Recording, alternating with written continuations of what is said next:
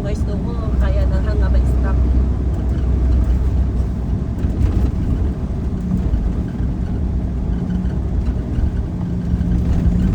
Diba best? Parang yung way natin doon ng from St. Quintin to Grand Port.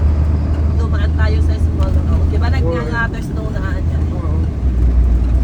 Sino ba nag-drive ng ano? Ikaw yata nag-drive ng ano? Inter ako. Ano isip ko yung jeep ko nilang Betis ko pa nung taga-Nimi na Tagaytay. Yung Grand Falls to St. Quentin sa back road kami dumaan eh. Wala namang ibang daan eh. Oo, wala. Meron na sa highway. Wala. Papunta, back road talaga yun. Back road. Lahat ng daanan. May tatlong way yun, pero lahat ng daanan ganun.